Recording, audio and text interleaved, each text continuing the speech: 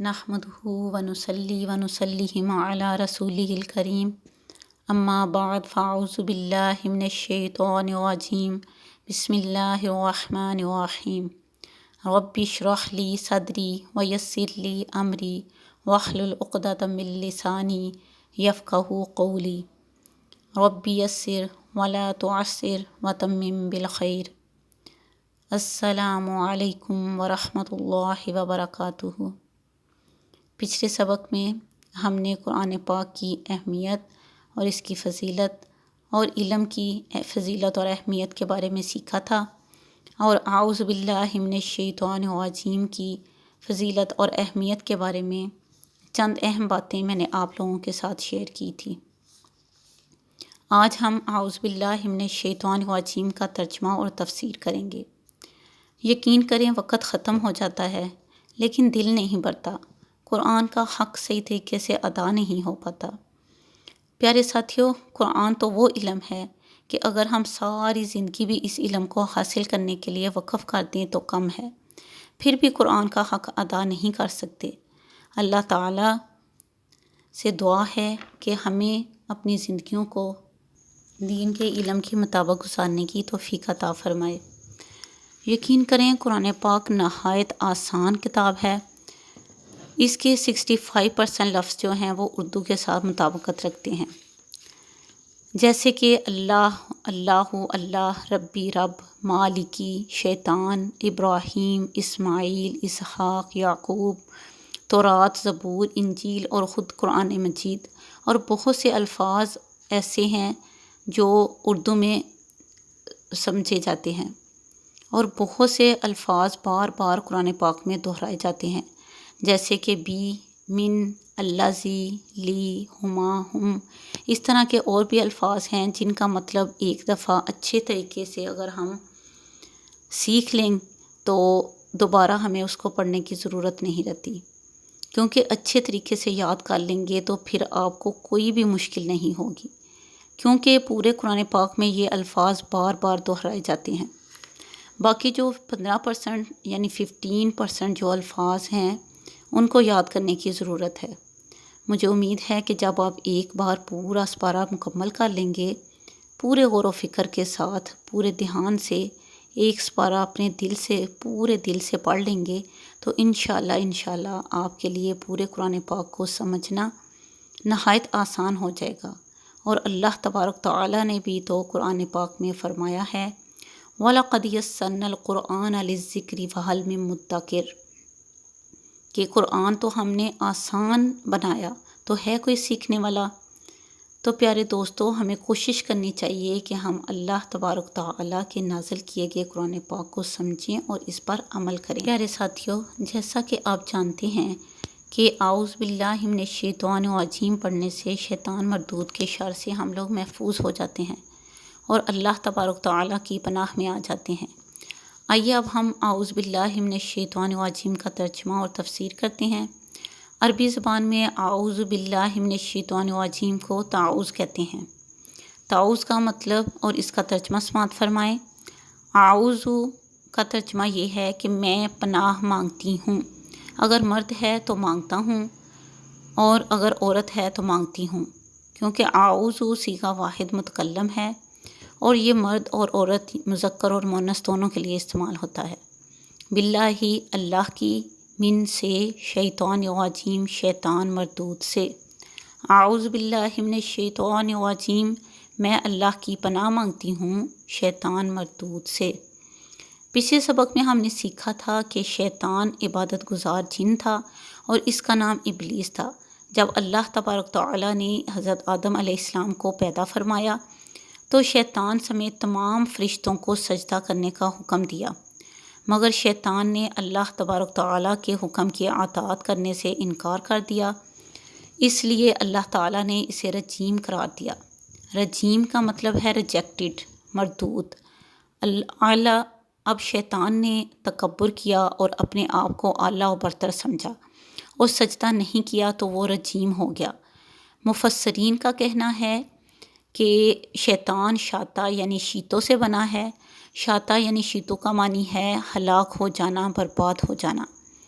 چونکہ شیطان نے اللہ کی نافرمانی کی اور ہلاک ہوا اور وہ برباد ہو گیا، اور اس کے اعمال اور اس کی نیکیاں اور اس کے 6,500 سال کی عبادت جو اس نے کی تھی وہ سب کی سب برباد ہو گئی۔ ہلاک ہونے والے کو شیطان کہتے ہیں، رحمتوں سے دور ہونے والے کو شیطان کہتے ہیں۔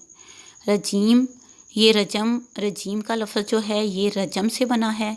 عربی میں پتھر مارنے کو رجم کہتے ہیں، اور پتھر اسی کو مارا جاتا ہے جس کو بھگایا جائے، جسے ذلیل کیا جائے، جسے رسوا کیا جائے۔ چونکہ شیطان کو بھی بھگایا گیا، اسے مارا گیا، اور جب بھی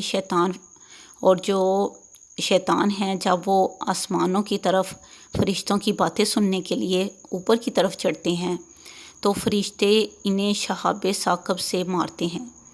اس لیے قرآن پاک کی سورہ نحل کی آیت نمبر 98 میں ہے کہ اللہ تبارک تعالیٰ نے فرمایا فَإِذَا قَرَأْتَ الْقُرْآنَ فَاسْتَعِذْ بِاللَّهِ مِنَ الشَّيْطَانِ الرَّجِيمِ۔ ترجمہ ہے کہ جب تم قرآن کی تلاوت کرو تو اللہ تبارک تعالیٰ کی شیطان مردود کے شر سے پناہ حاصل کر لیا کرو۔ اسی وجہ سے اس آیت کریمہ کے تحت مفسرین فرماتے ہیں کہ علماء کا اجماع ہے کہ اس بات پر ہے کہ اس آیت کریمہ سے اعوذ باللہ من الشیطان الرجیم کا پڑھنا مستجب قرار پایا۔ تو قرآن پاک کو شروع کرنے سے پہلے صرف ابتدا میں تعوذ یعنی اعوذ باللہ من الشیطان الرجیم کا پڑھنا مستجب ہے۔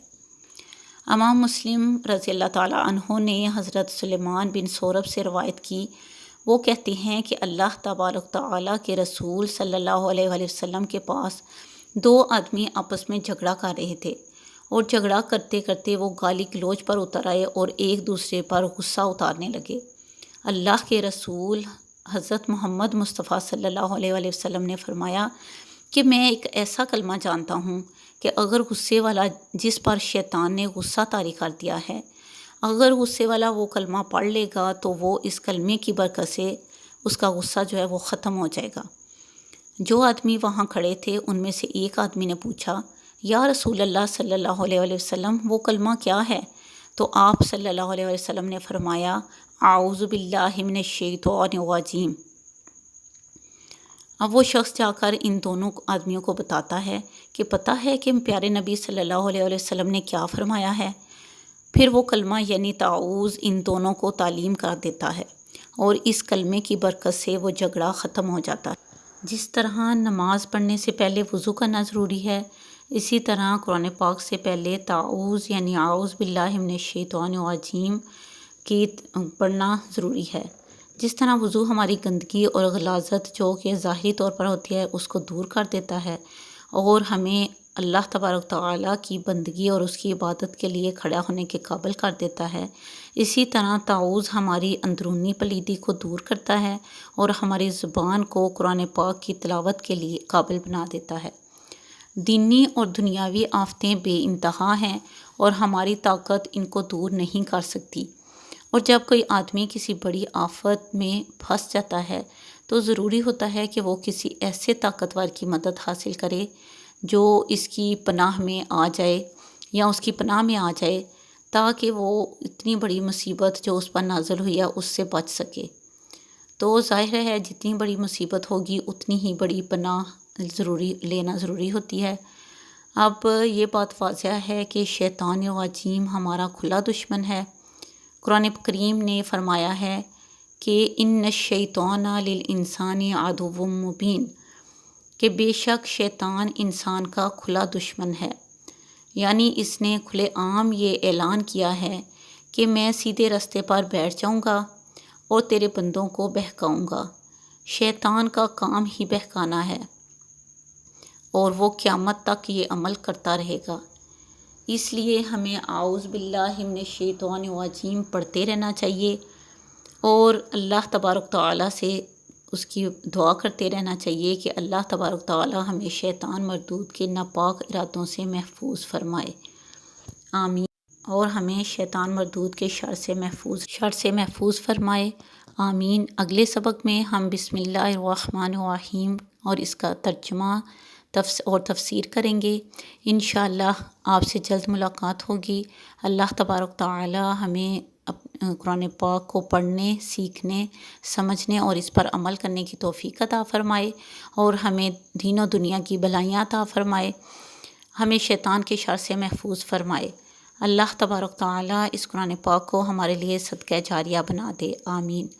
ربنا ظلمنا انفسنا وان لم تغفر لنا وترحمنا لنكونن من الخاسرین وتب علینا انک انت التواب الرحیم برحمتک یا ارحم الراحمین۔